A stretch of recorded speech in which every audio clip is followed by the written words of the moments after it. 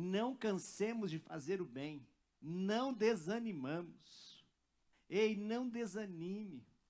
Porque se você permite que o desânimo tome conta da sua vida, se essa emoção, esse sentimento, ele acaba controlando, você acaba desperdiçando o melhor momento da nossa vida, que é o momento da colheita. Depois de tanto esforço, depois de tanta dedicação, quantos casamentos eles enfrentam tempestade, enfrentam ali aquele período que os dois se ajuntam, vão pagar aluguel, depois conseguem comprar sua casa, conseguem comprar o seu carro, e de repente chega numa certa idade, um olha para o outro e querem, é o tempo de desfrutar, tempo de dar colheita, acabam se divorciando. Quantas vezes criando um filho e de repente, no momento mais que precisa estar junto, acaba se desanimando, acaba permitindo que o cansaço, a angústia, acaba lhe roubando aquele momento na qual você precisaria estar ali colhendo aquele fruto. Então, não desanime. Não permita que o desânimo permaneça na sua vida, porque haverá um tempo de colheita. Há muitos motivos que uma pessoa pode ficar desanimada. Pergunta para a pessoa que está ao seu lado, o que te desmotiva? Pergunta aí para essa pessoa, o que te desmotiva? O que traz desânimo na sua vida? O que traz desânimo na sua vida? O que? Fala para mim, compartilha aí. O que pode trazer desânimo para você? Ou você nunca ficou desanimado?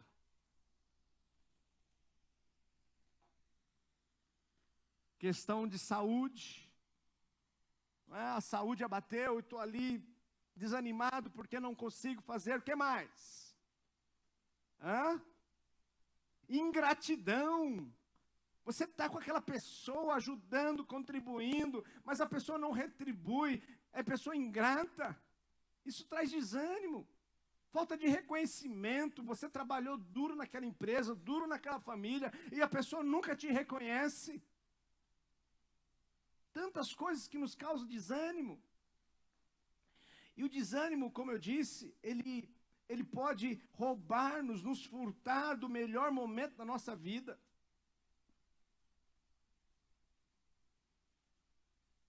E nós falamos pela manhã 3 formas como podemos vencer o desânimo. Eu quero continuar essa mensagem baseada em 2 Coríntios capítulo 4. Falamos que a primeira como podemos vencer o desânimo é nunca se esquecer do amor de Deus. Você é amado, você é amada de Deus. Nunca se esqueça disso. O diabo, ele é o pai da mentira. O pai da mentira vai tentar incutir no seu coração e na sua mente que você não é amada por ninguém, que ninguém te ama. Lembre-se, existe um Deus que te ama e nunca vai te abandonar. Ai, pastor, mas eu fiz uma bobagem, eu blasfemei, eu fiz isso e fiz aquilo, eu pequei, eu não sou digna do amor de Deus. Talvez até seja, mas Deus nunca vai deixar de te amar, independente daquilo que você fez, independente do tamanho da bobagem que você fez, Deus continua te amando. Segundo, nunca finja ser uma pessoa que você não é. Nunca finja ser uma pessoa que você não é. Nunca viva na mentira.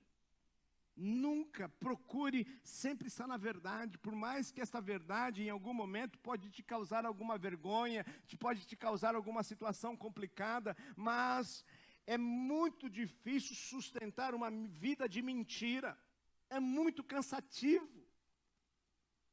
Nunca minta, nunca finja ser quem você não é, porque quando você chegar lá no céu, Deus não vai perguntar para você se você foi igual ao seu pai, se você foi igual à sua mãe, se você foi nia de viver no desejo do outro, na vontade do outro. Descubra aquilo que Deus tem para você. pois Deus tem uma boa obra, Deus tem um bom propósito, Deus tem uma missão para você, e que só você pode cumpri-la. Terceiro, não se trata sobre você, mas se trata sobre Ele. Você que é crente, lembre-se que você tem uma missão aqui na terra. Assim como Jesus foi para a cruz e sofreu a morte, foi machucado, ferido, mas ele não deixou e não abandonou o seu propósito, porque ele sabia o resultado daquele sofrimento, daquela dor, que viria milhares e milhares de pessoas para segui-lo, para adorá-lo.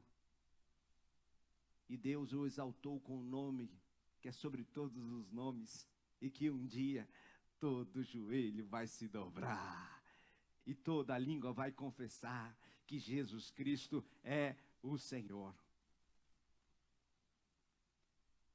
Prosseguimos. Quarto, 2 Coríntios capítulo 4, verso 7.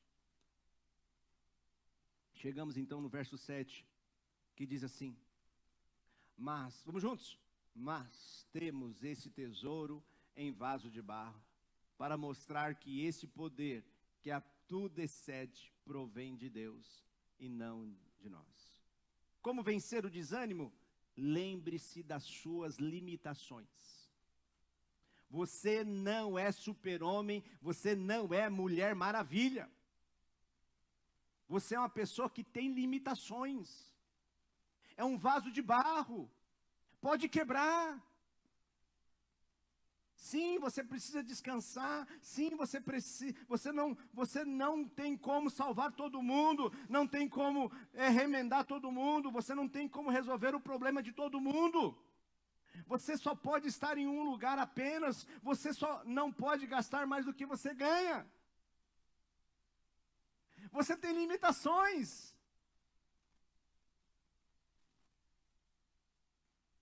É mais fácil fazer uma promessa do que cumpri-la. Sim ou não?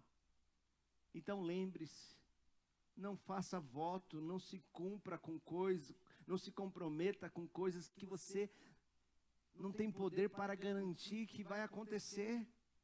Porque se você prometer, se você falar algo e não conseguir cumprir, isso vai deixar você desmotivado. Lembre-se das suas limitações. É bom ter sonhos, é bom termos expectativas, projetos, mas lembre-se que para cada ação, para atingir esse sonho, esse projeto tem que estar alinhado com a sua realidade, com as suas limitações. É bom sonharmos, é bom termos expectativas grandes, é bom vivermos na dimensão do extraordinário.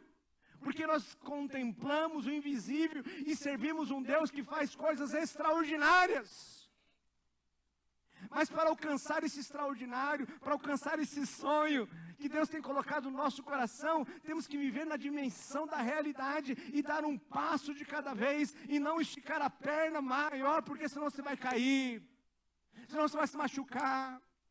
É bom termos sonhos, mas viver um dia de cada vez. Um dia de cada vez. Talvez o sonho esteja lá na frente, mas é um processo que você vai viver conforme a sua realidade. Não desista dos seus sonhos, não desista dos seus projetos, mas viva um dia de cada vez. Não comprometa o seu cartão de crédito, não comprometa as suas finanças com coisas que você não vai conseguir cumprir, com coisas que você não vai saldar. Viva um dia de cada vez. Provérbios capítulo de número 13, verso 12, diz assim. Provérbios 13, 12. A esperança, vamos juntos? A esperança adiada faz o coração ficar doente, mas o desejo realizado enche o coração de vida. Então faça planos, sonhos, mas nesse plano de ação, tenha objetivos que a cada dia você vai alcançando. Porque cada vez que você alcançar aquele objetivo, aquela fase, isso vai dar esperança ao seu coração. Mas se você já querer chegar lá no final, sem passar pelo processo, Isso vai adoecer. Por isso que nós temos muitos jovens deprimidos, muitos jovens que não querem, não perder a expectativa do amanhã, porque eles já querem sair do colegial e querem se tornar o presidente da empresa. Ei, você pode chegar lá, amém? Mas para chegar lá, tem um processo. Viva um dia de cada vez. É a graduação, é a pós-graduação, é o pós-doctor, é o idioma, é relacionamento, é amizades, é a conquista de hoje, é o cada dia conquistando. Mas viva um dia de cada vez. Lembre-se das suas limitações. Não tem problemas você ter sonhos e planos que no momento pareçam impossíveis, extraordinários para você. O problema é você querer chegar lá sem antes passar pelo caminho e processo aonde você se encontra. Eu sei que um dia eu vou chegar lá. Mas qual que é o caminho? Quais são os passos que eu vou dar hoje? Cada passo dado, reconhecendo a sua realidade, enche o coração de vida. Como vencermos então o desânimo? 5. Verso 4, ou verso 8 e 9, ele diz assim: de todos os lados, somos pressionados, mas não desesperados. Ficamos perplexos, mas não desesperados. Somos perseguidos, mas não abandonados. Abatidos, mas não destruídos. Por que Paulo está se referindo a tantos momentos de dor, tanto momento de perseguição, momentos que lhe causaram perplexidade? Porque Paulo está vivendo esse momento de pressão sobre a sua vida? Verso de número 15, ele explica o motivo. Ele diz: tudo isto é para o bem de vocês, para que a graça que está alcançando um número cada vez maior de pessoas, faça que transbordem as ações de graça para a glória de Deus. Tudo isso que eu estou enfrentando, perseguições, tudo isso que eu estou vivendo, esse momento de pressão sobre a minha vida, é para que de alguma forma possa causar o bem para você. Quinto, como nós podemos vencer o desânimo? Vivendo um propósito maior do que nós mesmos. Quando nós vivemos um propósito maior do que nós mesmos, um propósito maior do que a nossa vaidade, do que o nosso egoísmo, quando nós vivemos um propósito na qual, como Paulo diz aqui no verso 15, tudo é para o bem de vocês, para a glória de Deus, isso nos conduz a passarmos até por momentos de dor e de sofrimento. E sabendo e reconhecendo que cada momento de dor e sofrimento que nós estamos enfrentando resultará em algo muito maior, muito melhor. Ontem no discipulado dos homens,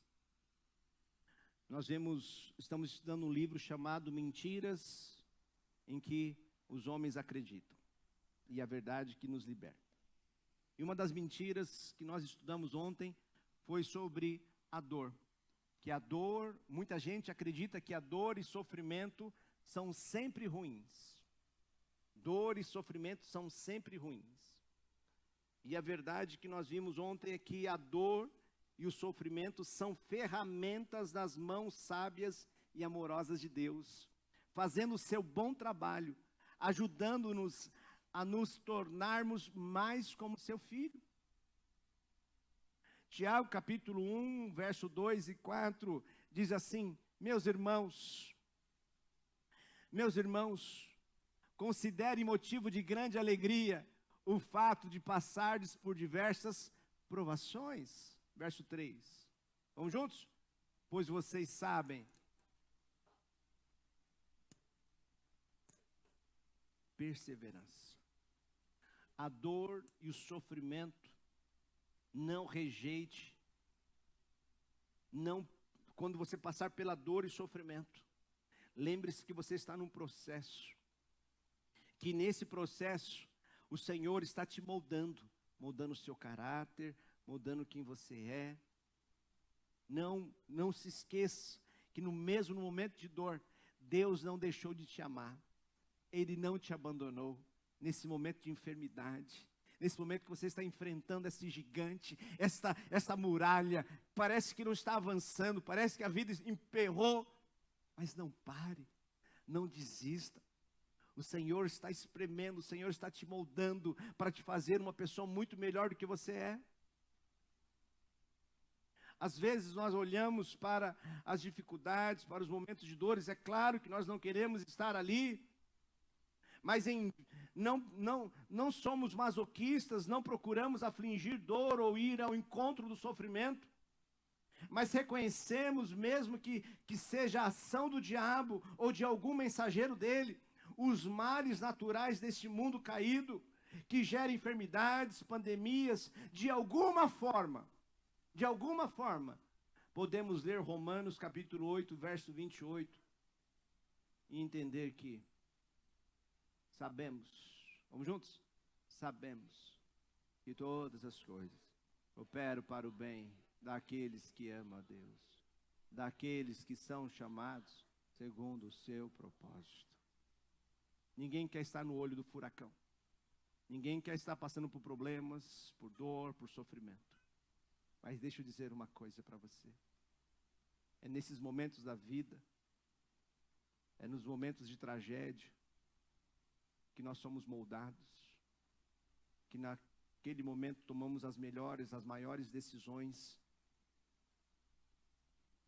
que vai formar o nosso caráter, vai romper com a nossa vaidade, com o nosso orgulho, vai romper com aquilo de mais mesquinho que nós temos de nós mesmos, e nos dobramos diante daquele que tudo pode, que tudo sabe, que tudo conhece. É nesse momento que nós nos dobramos diante dele, e podemos, talvez como o apóstolo Paulo diz em 1 Tessalonicenses 5:18, em vez de ficarmos com o coração amargurados, desanimados, em vez de ficarmos com o coração amargurado por isso ou por aquilo, encontramos em Deus um bom propósito para termos o nosso coração agradecido. Em 1 Tessalonicenses 5:18, Paulo diz assim: em tudo, vamos juntos? Em tudo, dai graças, porque esta é a vontade de Deus em Cristo Jesus para convosco. O pastor está dizendo que nesse momento de dor, que eu perdi o meu filho, a minha filha, que eu estou no momento de enfermidade. Preste atenção numa coisa. Paulo não está dizendo que nós devemos dar graça por tudo. Não é dar graça por tudo. Ele não está dizendo, dai graça, por tudo dai graça.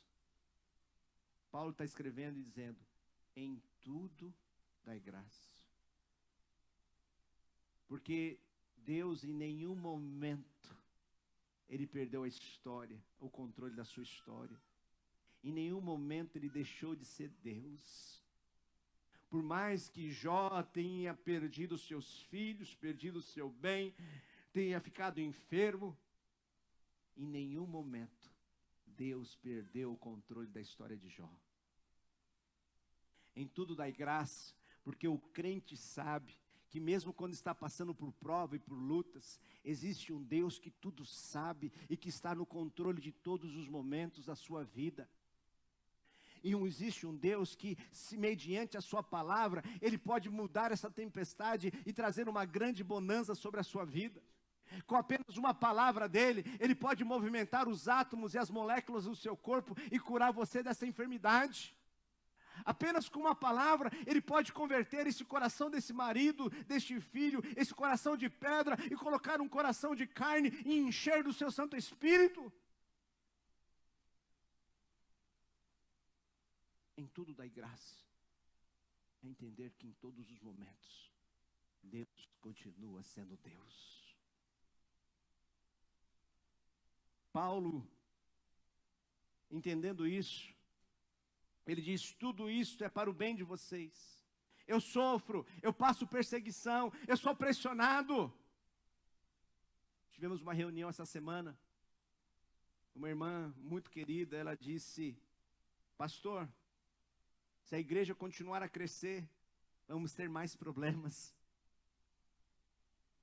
Sim, somos pressionados, ficamos perplexos, somos perseguidos.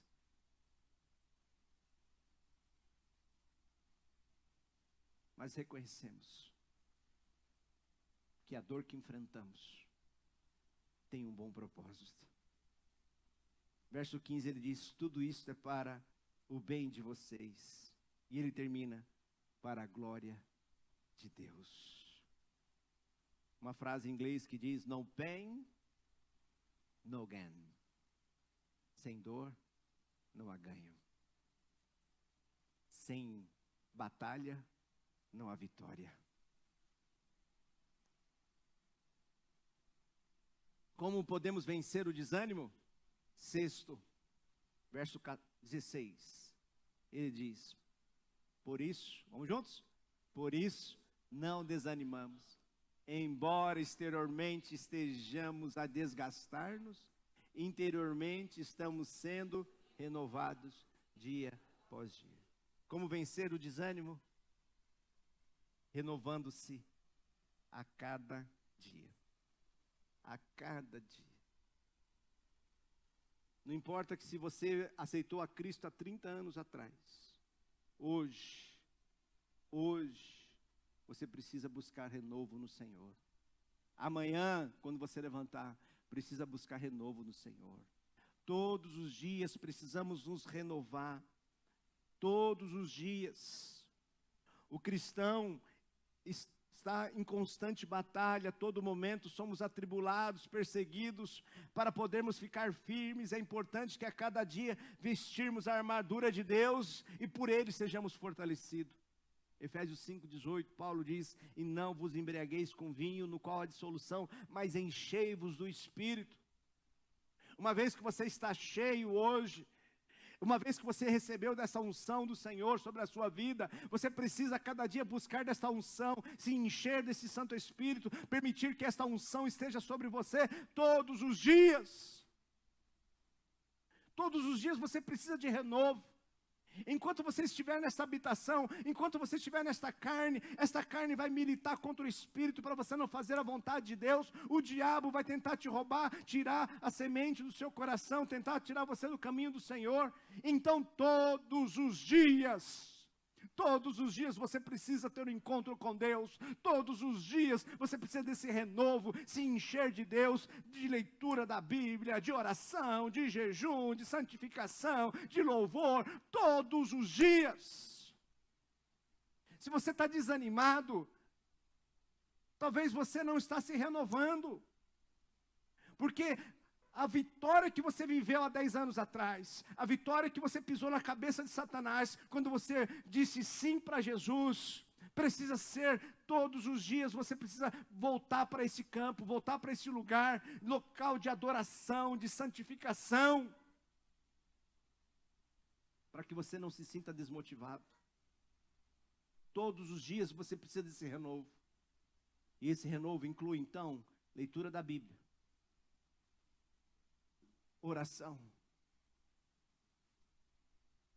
e descanso. Às vezes você está com o corpo tão cansado, e que nesses momentos é preciso de um renovo, de descanso. Em paz me deito e logo pego no sono. Às vezes, quando você está desanimado, talvez você não está precisando fazer mais alguma coisa. Talvez é apenas encostar a sua cabeça no travesseiro e encontrar descanso, porque o Senhor tem cuidado de você. Há uma canção que diz que o meu trabalho é descansar em Deus, pois o Senhor tem trabalhado por você. O Deus dos cristãos é um Deus diferente de qualquer outra seita, de qualquer outra religião. Porque um Deus estranho que as pessoas estão servindo, as pessoas precisam fazer alguma coisa para esse Deus, precisa pagar uma promessa, precisa fazer um sacrifício, precisa fazer ali, comprar algumas coisas para doar para esse falso Deus. Mas o Deus dos cristãos é um Deus que tem trabalhado por cada um de vocês. É um Deus que se entregou o seu único filho lá na cruz, para que através do seu sangue remidor, você pudesse ser perdoado dos seus pecados. É um Deus que enviou dos altos céus o seu Santo Espírito, e que esse Santo Espírito habita em você. E se você dar espaço para Ele, você vai ser cheio, vai viver nessa plenitude, a cada dia dando espaço para que essa unção esteja sobre a sua vida. Descansar, renovar-se, orando, lendo a palavra, louvando, reunindo-se com outros crentes. Hebreus 10, 25 diz: não deixamos de nos reunir como igreja, segundo o costume de alguns, mas encorajemo-nos uns aos outros, ainda mais quando vocês veem que se aproximam os dias. É um renovo, quando nós nos reunimos com outros crentes, reunimos em culto, em adoração ao nosso Senhor. E sétimo, para nós terminarmos, verso 17 e verso 18, a equipe de louvor aqui em cima, ele diz: pois, vamos juntos? Pois,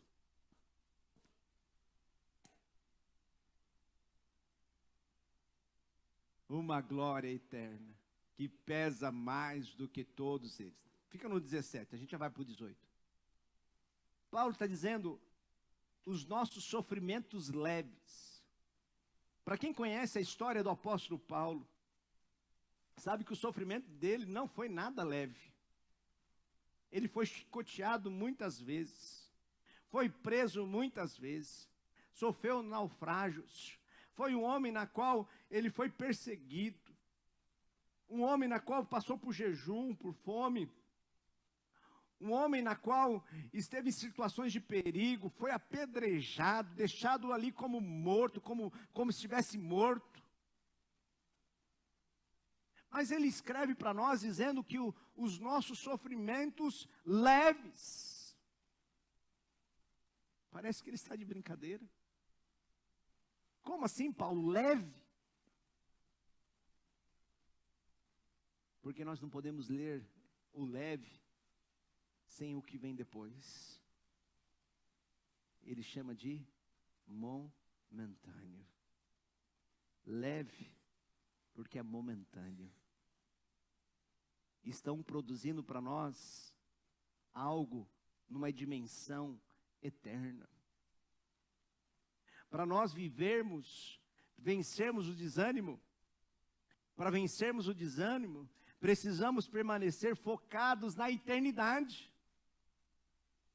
Porque se você focar somente no problema de hoje, somente com a conta que você tem que pagar amanhã cedo, somente com as dificuldades de relacionamento que você está enfrentando com fulano, com ciclano, e esquecer que a sua vida não se limita apenas a esses 10 anos, a esses 15 anos, a esses 50 anos, mas há uma dimensão da eternidade, na qual você vai desfrutar. E chegará um momento na qual você se encontrará com o seu Senhor, e o seu Senhor vai enxugar dos seus olhos toda lágrima, todo sofrimento. Essa sua limitação física hoje não vai te limitar mais. Essa dor que você está enfrentando hoje, você não vai enfrentar mais. Essa busca por ouro e por prata, você vai ter em abundância. Diz que lá nos céus nós vamos pisar em ruas de ouro. Não vai ter falta de prata, não vai ter falta de ouro. Quando nós vivemos a dimensão da eternidade, nós podemos olhar para os nossos problemas, por mais difícil e doloroso que seja, eles são leves, porque são momentâneos. Vai passar. Vai passar. E nós sabemos que o nosso Senhor está fazendo algo muito melhor. É leve e momentâneo. Ei, meu irmão, diga à pessoa que está ao seu lado, é leve e momentâneo, vai passar, tá? E diz o verso de número 18: não atentamos nós nas coisas que se veem. Não atentamos nós nas coisas que se veem, Nara. Volta para. Não atentamos nós nas coisas que se veem, mas nas que se não veem, porque as que se veem são temporais, e as que se não veem são eternas. São eternas. Aonde estão os seus olhos? Fixe seus olhos no autor e consumador da sua fé.